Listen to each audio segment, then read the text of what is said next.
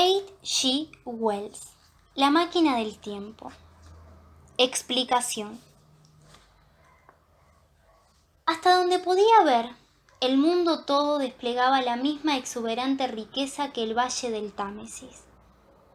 Desde cada colina a la que yo subía, podía verse la misma profusión de edificios espléndidos, con una infinita variación de materiales y estilos.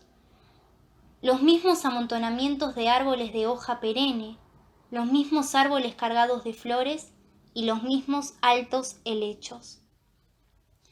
Acá y allá el agua brillaba como plata, y más lejos, la tierra se elevaba en azules ondulaciones de colinas y desaparecía así en la serenidad del cielo. Un rasgo peculiar que pronto atrajo mi atención fue la presencia de ciertos pozos circulares, varios de ellos, según me pareció, de una profundidad muy grande. Uno se hallaba situado cerca del sendero que subía a la colina y que yo había seguido durante mi primera caminata.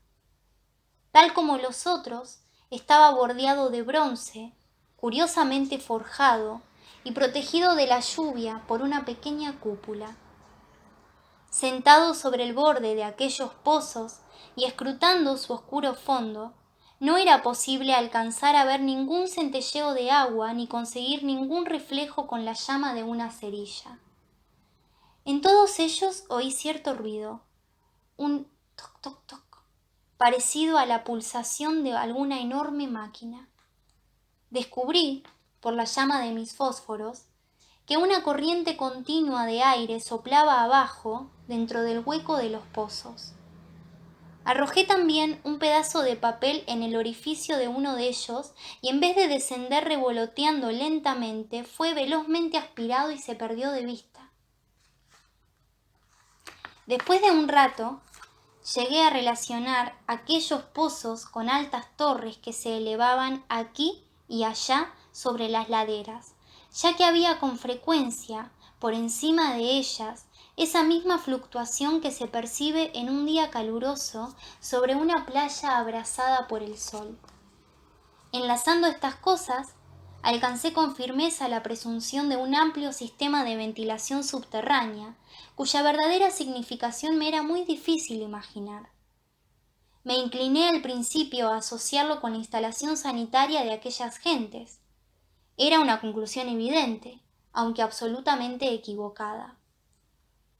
Y aquí debo admitir que he aprendido muy poco de desagües, de campanas y de modos de transporte y de comodidades parecidas durante el tiempo de mi estancia en aquel futuro real.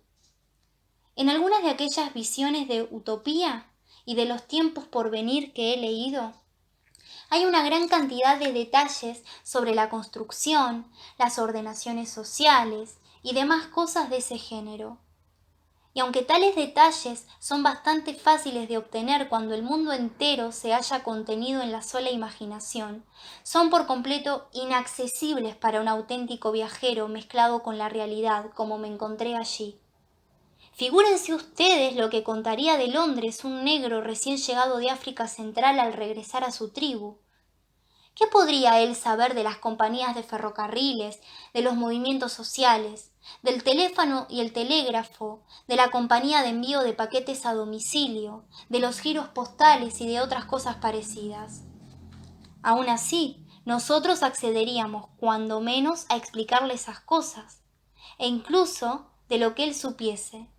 ¿Qué le haría comprender o creer a su amigo que no hubiese viajado? Piensen además qué escasa distancia hay entre un negro y un blanco de nuestro propio tiempo, y qué extenso espacio existía entre aquellos seres de la edad de oro y yo. Me daba cuenta de muchas cosas invisibles que contribuían a mi bienestar, y salvo por una impresión general de organización automática, temo no poder hacerles comprender a ustedes sino muy poco de esa diferencia. En lo que se refiere a la sepultura, por caso, no podía yo ver signos de cremación ni nada que sugiriese tumbas. Se me ocurrió que casi seguro habría cementerios u hornos crematorios en alguna parte más allá de mi línea de exploración. Esta, de nuevo, fue una pregunta que me planteé deliberadamente y mi curiosidad sufrió un completo fracaso al principio con respecto a este punto. La cosa me desconcertaba y acabé por hacer una observación ulterior que me desconcertó más aún, que no había entre aquella gente ningún ser anciano o achacoso. Debo confesar que la satisfacción que sentí por mi primera teoría de una civilización automática y de una humanidad en decadencia no duró mucho tiempo, pero no podía imaginar otra. Los diversos, enormes palacios que había yo explorado eran simples viviendas, grandes salones comedores y amplios dormitorios. No pude encontrar ni máquinas ni herramientas de ninguna clase. Aún así, aquella gente iba vestida con bellos tejidos que deberían necesariamente renovar de vez en cuando, y sus sandalias, aunque sin adornos, eran muestras bastante complejas de labor metálica. De un modo o de otro, tales cosas debían ser fabricadas, y aquella gente pequeñita no revelaba indicio alguno de tendencia creadora. No había tiendas, ni talleres, ni señal ninguna de importaciones entre ellos. Gastaban todo su tiempo en retozar lindamente, en bañarse en el río, en hacerse el amor de una manera casi juguetona, en comer frutas y en dormir. No pude ver cómo se conseguía que las cosas siguieran marchando. Y volviendo a la máquina del tiempo, alguien, no sabía yo quién, la había encerrado en el pedestal hueco de la Esfinge Blanca. ¿Por qué? A fe mía no pude imaginarlo. Había también aquellos pozos sin agua, aquellas columnas de aireación. Comprendí que me faltaba una pista. Comprendí. ¿Cómo les explicaría eso? Supónganse que encuentran ustedes una inscripción con frases aquí y allá en un excelente y claro inglés e interpoladas con otras, compuestas de palabras, incluso de letras absolutamente desconocidas para ustedes. Y bien, al tercer día de mi visita, así era como se me presentaba el mundo del año 802.701. Ese día, además, me hice de una amiga. En cierto modo Sucedió que cuando estaba contemplando a algunos de aquellos seres bañándose en un bajío, uno de ellos sufrió un calambre y empezó a ser arrastrado por el agua. La corriente principal era más bien rápida, aunque no demasiado fuerte para un nadador regular. Les daré a ustedes una idea acerca de la extraña imperfección de aquellas criaturas cuando les diga que ninguna hizo el más leve gesto para intentar salvar al pequeño ser que gritando débilmente se estaba ahogando ante sus ojos. Me di cuenta de eso y me despojé rápidamente de la ropa y vadeando el agua por un sitio más abajo agarré aquella cosa menuda y la puse a salvo en la orilla. Unas ligeras fricciones en sus miembros la reanimaron pronto y tuve la satisfacción de verla completamente bien antes de separarme de ella. Tenía tan poca estimación por los de su raza que no esperé ninguna gratitud de la muchachita. En esto me equivocaba. Lo relatado ocurrió por la mañana. Por la tarde encontré a mi pequeña mujer, así supuse, cuando regresaba yo hacia mi centro de una exploración. Me recibió con gritos de deleite y me ofreció una gran guirnalda de flores, hecha evidentemente para mí. Eso me impresionó hasta llegar a imaginar cualquier cosa. Muy posible era que me sintiera solo. Sea como fuere, hice cuanto pude para mostrar mi reconocimiento por su regalo. Enseguida estuvimos sentados juntos bajo un árbol sosteniendo una conversación compuesta principalmente de sonrisas. La amistad de aquella criatura me afectaba exactamente como puede afectar la de una niña. Nos dábamos flores uno al otro y ella me besaba las manos. Le besé también las suyas. Intenté entonces hablar y supe que se llamaba Wina, nombre que a pesar de no saber yo lo que significaba, me pareció en cierto modo muy apropiado. Este fue el comienzo de una extraña amistad que duró una semana y que terminó como les diré. Era ella exactamente parecida a una niña. Quería estar siempre conmigo. Me seguía por todas partes. En mi siguiente viaje sentí el corazón oprimido teniendo que dejarla, al final, exhausta y llamándome quejumbrosamente porque me era preciso conocer a fondo los problemas de aquel mundo. No había llegado, me dije, al futuro para mantener un flirteo en miniatura. Al dejarla, su angustia fue muy grande. Sus reproches al separarnos eran a veces frenéticos y creo plenamente que sentí tanta inquietud como consuelo con su afecto. Sin embargo, significaba ella, de todos modos, un gran alivio para mí. Creí que era un simple cariño infantil el que la hacía apegarse a mí, hasta que fue demasiado tarde. No supe claramente qué pena le había infligido al abandonarla. Hasta entonces, no supe tampoco claramente lo que ella era para mí. Por estar simplemente en apariencia enamorada de mí, por su manera fútil de mostrar que yo le preocupaba, aquella humana muñequita pronto dio a mi regreso a las proximidades de la Esfinge Blanca casi el sentimiento de la vuelta al hogar. Acechaba la aparición de su delicada figurita, blanca y oro, no bien llegaba yo a la colina. Por ella supe también que el temor no había desaparecido aún de la tierra. Ella era muy intrépida durante el día y tenía una extraña confianza en mí. Una vez, en un momento estúpido, le hice muecas amenazadoras y ella se echó a reír simplemente. Pero le amedrentaban la oscuridad, las sombras, las cosas negras. Las tinieblas eran para ella la única cosa aterradora. Era una emoción singularmente viva, y esto me hizo meditar y observarla. Descubrí, entre otras cosas, que aquellos seres se congregaban dentro de las grandes casas al anochecer y dormían en grupos. Entrar donde ellos estaban sin una luz los llenaba de una inquietud tumultuosa. Nunca encontré a nadie afuera o durmiendo solo adentro después de ponerse el sol. Aún así, fui tan estúpido que no comprendí la lección de ese temor, y pese a la angustia de Wina, me obstiné en acostarme apartado de aquellas multitudes adormecidas. Esto la inquietó mucho a ella, pero al final su extraño afecto por mí triunfó y durante las 5 noches de nuestro conocimiento, incluyendo la última de todas, durmió con su cabeza recostada sobre mi brazo. Pero mi relato se me escapa hablándoles a ustedes de ella. La noche anterior a su salvación, debía despertarme al amanecer. Había estado inquieto, soñando muy desagradablemente que me ahogaba y que unas anémonas de mar me palpaban la cara con sus blandos apéndices. Me desperté sobresaltado, con la extraña sensación de que un animal gris acababa de huir de la habitación. Intenté dormir otra vez y me sentía desasosegado y a disgusto. Era esa hora incierta en que las cosas surgen de las tinieblas, cuando todo es incoloro y se recorta con fuerza, aún pareciendo irreal. Me levanté, fui al gran vestíbulo y llegué así hasta las losas de piedra delante del palacio.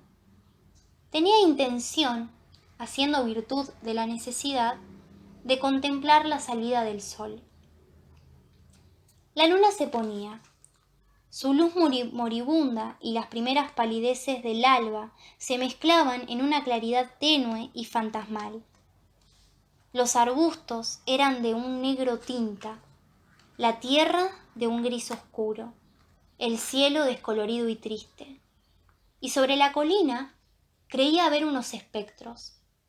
3 veces, escudriñando la ladera, vi unas figuras blancas.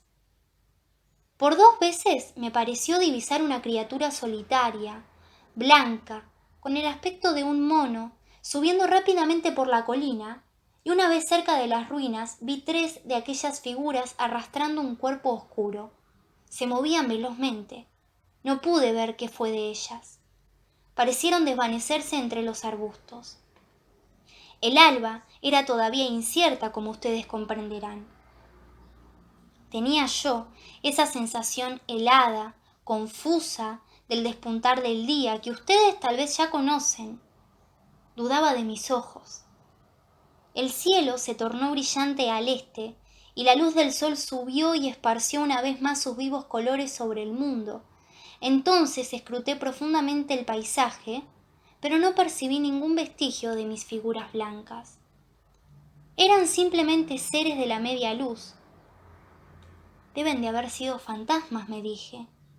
Me pregunto qué edad tendrán. Una singular teoría de Grant Allen vino a mi mente y me divirtió.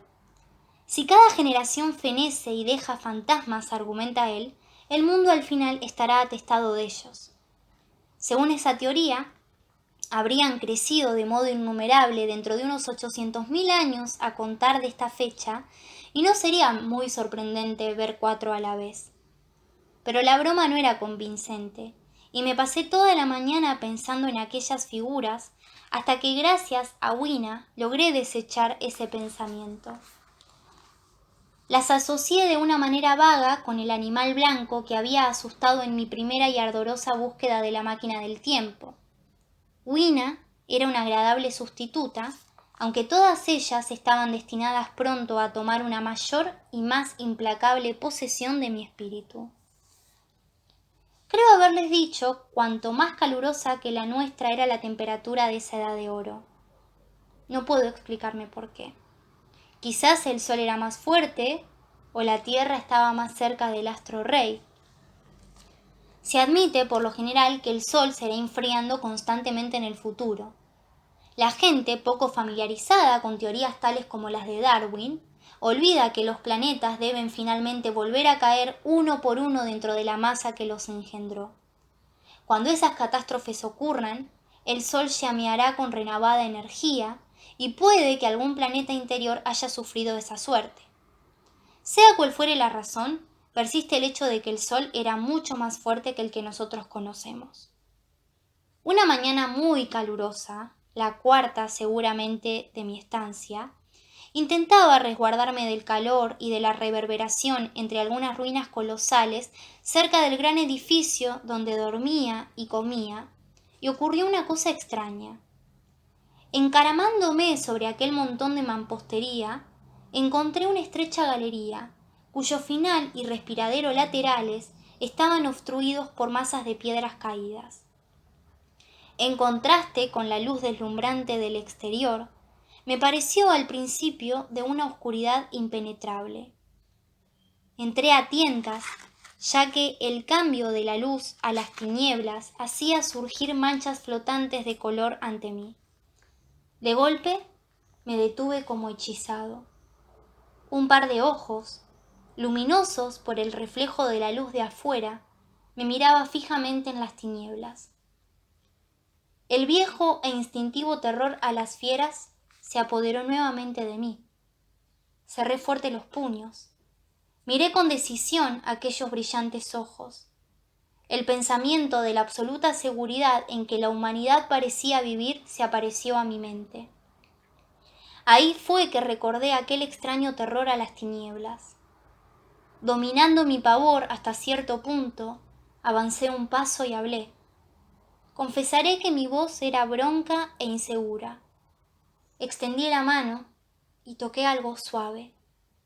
De inmediato los ojos se apartaron y algo blanco huyó rozándome. Me di vuelta con el corazón en la garganta. Vi, entonces, una extraña, pequeña figura simiesca que se sujetaba a la cabeza de una manera especial y cruzaba corriendo el espacio iluminado por el sol a mi espalda. Chocó contra un bloque de granito, se tambaleó y en un instante se ocultó en la negra sombra debajo de otro montón de escombros de las ruinas. La impresión que recogí de aquel ser fue, como es natural, imperfecta, y sé que era de un blanco desvaído. Tenía unos ojos grandes y extraños, de un rojo grisáceo, y también unos cabellos muy rubios que le caían por la espalda. Como digo, se movió con demasiada rapidez para que pudiese verlo con claridad. No puedo siquiera decir si corría a 4 pies o tan solo manteniendo sus antebrazos muy bajos. En unos instantes de detención la seguí hasta el segundo montón de ruinas. No pude encontrarla al principio. Después de un rato, entre la profunda oscuridad, llegué a una de aquellas aberturas redondas y parecidas a un pozo del que ya les he hablado a ustedes, medio obstruida por una columna derribada. Un pensamiento repentino me vino a la mente. ¿Podría aquella cosa haber desaparecido por dicha abertura abajo? Encendí una cerilla y mirando hasta el fondo, vi agitarse una pequeña y blanca criatura con unos ojos brillantes que me miraban fijamente. Esto me hizo estremecer. Aquel ser se asemejaba a una araña humana. Descendía por la pared y divisé ahora por primera vez una serie de soportes y de asas de metal formando una especie de escala que se hundía en la abertura. La llama me quemó los dedos y la solté. Se apagó al caer. Encendí otra, pero ya el pequeño monstruo había desaparecido. No sé cuánto tiempo permanecí mirando el interior de aquel pozo. Necesité un rato para conseguir convencerme a mí mismo de que aquella cosa entrevista era un ser humano. Poco a poco, la verdad se abrió paso en mí. El hombre no había seguido siendo una especie única, sino que se había diferenciado en dos animales distintos.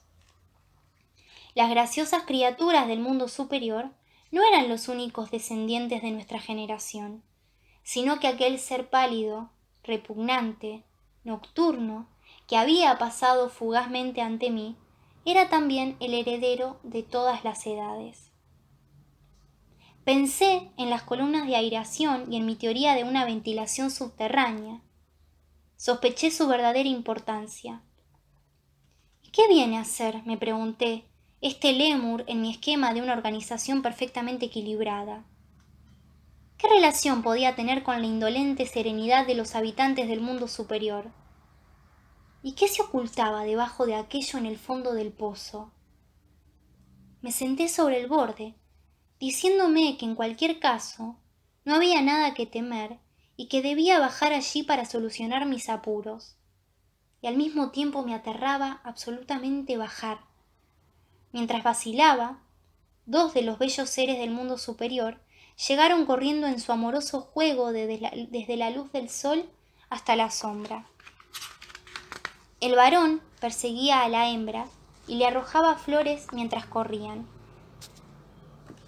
Los angustió encontrarme, con mi brazo apoyado contra la columna caída y escrutando el pozo. Estaba mal considerado, por lo visto, fijarse en aquellas aberturas, ya que se las señalé e intenté dirigirles una pregunta en su lengua, pero se mostraron más angustiados aún y se dieron vuelta. Les interesaban más mis fósforos. Encendí unos cuantos para divertirlos. Intenté de nuevo preguntarles sobre el pozo y fracasé otra vez. Decidí dejarlos para ir en busca de Wina y ver qué podía sonsacarle. Mi mente estaba trastornada. Mis conjeturas e impresiones se deslizaban y enfocaban hacia una nueva interpretación. Tenía ahora una pista para averiguar la importancia de aquellos pozos, de aquellas torres de ventilación, de aquel misterio de los fantasmas. Y esto sin mencionar la indicación relativa al significado de las puertas de bronce y de la suerte de la máquina del tiempo. Muy vagamente hallé una sugerencia acerca de la solución del problema económico que me había desconcertado. He aquí mi nuevo punto de vista. Aquella segunda especie humana, sin dudas, era subterránea. Había, en especial, 3 detalles que me hacían creer que sus raras apariciones sobre el suelo eran la consecuencia de una larga y continuada costumbre de vivir bajo tierra. Estaba, en principio, el aspecto lívido común a la mayoría de los animales que viven prolongadamente en la oscuridad. El pez blanco de las grutas de Kentucky, por ejemplo. También, los grandes ojos con su facultad de reflejar la luz son rasgos comunes en los seres nocturnos, según lo demuestran el búho y el gato. Y por fin, aquel patente desconcierto a la luz del sol y aquella apresurada y aún así torpe huida hacia la oscura sombra. La postura tan particular de la cabeza mientras estaba a la luz. Todo esto reforzaba la teoría de una extremada sensibilidad de la retina. Debajo de mis pies, por lo tanto, la tierra debía estar inmensamente socavada y aquellos socavones eran la vivienda de la nueva raza. La presencia de tubos de ventilación y de los pozos a lo largo de las laderas de las colinas, por todas partes, en realidad, a lo largo del valle por donde corría el río, revelaba cuán universales eran sus ramificaciones. ¿No era muy natural, por ende, suponer que era en aquel mundo subterráneo donde se hacía el trabajo necesario para la comodidad de la raza que vivía a la luz del sol? La explicación era tan plausible que la acepté de inmediato y llegué hasta a imaginar el porqué de aquella diferenciación de la especie humana. Me atrevo a creer que prevén ustedes la hechura de mi teoría, si bien pronto comprendí por mí mismo cuán alejada estaba de la verdad. Procediendo, en un principio conforme con los problemas de nuestra propia época, me parecía claro cómo la luz del día, que la extensión gradual de las actuales diferencias meramente temporales y sociales entre el capitalista y el trabajador era la clave de la situación entera. No cabían dudas de que les parecerá a ustedes un tanto grotesco y disparatadamente increíble, y sin embargo, aún ahora existen circunstancias que señalan ese camino. Hay una tendencia a utilizar el espacio subterráneo para los fines menos decorativos de la civilización. Hay, por ejemplo, en Londres el metro, los nuevos tranvías eléctricos, pasos subterráneos, talleres y restaurantes subterráneos que aumentan y se multiplican. Es evidente que, pensé, esta tendencia ha crecido hasta el punto que la industria ha perdido gradualmente su derecho de existencia al aire libre.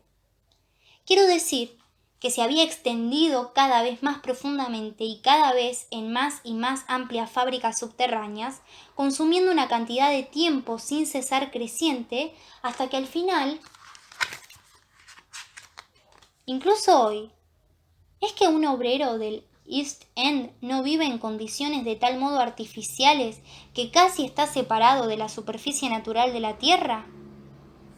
Más allá de eso, la tendencia exclusiva de la gente rica, debido sin duda al creciente refinamiento de su educación y al amplio abismo en aumento entre ella y la ruda violencia de la gente pobre, la lleva ya a acotar en su interés considerables partes de la superficie del país. En los alrededores de Londres, por ejemplo, tal vez la mitad de los lugares más hermosos están cerrados a la intrusión. Y ese mismo abismo creciente que se debe a los procedimientos más largos, costosos de la educación superior y a las crecientes facilidades y tentaciones por parte de los ricos, hará que cada vez sea menos frecuente el intercambio entre las clases y el ascenso en la posición social por matrimonios entre ellas, que retrasa actualmente la división de nuestra especie a lo largo de líneas de estratificación social. De manera que, finalmente, sobre el suelo, habremos de tener a los poseedores buscando el placer, el bienestar y la belleza, y debajo del suelo a los no poseedores, los obreros que se adaptan continuamente a las condiciones de su trabajo. Una vez ahí tuvieron que pagar, no lo dudo, un canon nada reducido por la ventilación de sus cavernas, y si se negaban, los mataban de hambre o los asfixiaban para hacerles pagar los atrasos. Los que habían nacido para ser desdichados o rebeldes murieron, y por fin, al ser permanente el equilibrio, los supervivientes acabaron por estar adaptados a las condiciones de la vida subterránea y tan satisfechos en su medio como la gente del mundo superior en el suyo. Entonces, me parecía, la refinada belleza y la palidez marchita se seguían con bastante naturalidad. El gran triunfo de la humanidad que había yo soñado tomaba una forma distinta en mi mente. No había existido tal triunfo de la educación moral y de la cooperación general como imaginé. Veía una verdadera aristocracia, armada de una ciencia perfecta y preparando una lógica conclusión al sistema industrial de hoy día. Su triunfo no había sido simplemente un triunfo sobre la naturaleza, sino un triunfo sobre la naturaleza y sobre el prójimo. Esta, debo advertírselo a ustedes, era mi teoría de aquel momento. No había ningún guía adecuado como ocurre en los libros utópicos. Mi explicación puede ser errónea por completo. Creo, aún así, que es la más plausible. Hasta llegando a suponer esto, la civilización equilibrada que había sido finalmente alcanzada debía de haber sobrepasado hacía largo tiempo su cenit y haber caído en una profunda decadencia. La seguridad demasiado perfecta de los habitantes del mundo superior los había llevado, en un pausado movimiento de degeneración, a un aminoramiento general de estatura, de fuerza e inteligencia. Eso podía verlo yo con bastante claridad. Aún así, no sospechaba aún lo que les había ocurrido a los habitantes del mundo subterráneo, y por lo que había visto de los Morlocks, que era el nombre que daban a aquellos seres, podía imaginar que la modificación del tipo humano era aún más profunda que entre los Eloi, la raza que ya conocía. Me surgieron entonces unas dudas fastidiosas sobre los Morlocks. ¿Por qué habían tomado mi máquina del tiempo? Yo estaba seguro de que eran ellos quienes la habían tomado. ¿Y por qué? Además, si los Eloi eran los amos, no podían devolvérmela. ¿Y por qué sentían un miedo tan terrible de la oscuridad? Empecé, como dije, por interrogar a Wina acerca de aquel mundo subterráneo, pero de nuevo quedé defraudado. En un comienzo no comprendió mis preguntas. Luego se negó a contestarlas. Se estremecía, como si el tema le fuese insoportable. La presioné, quizá un poco bruscamente, y lloró desconsolada. Fueron las únicas lágrimas, a excepción de las mías, que vi jamás en la Edad de Oro. Viéndolas, paré de molestarla sobre los Morlocks y me dediqué a borrar de los ojos de Wina aquellas muestras de su herencia humana. Pronto sonrió, aplaudiendo con sus manitas, mientras yo encendía solemnemente una cerilla.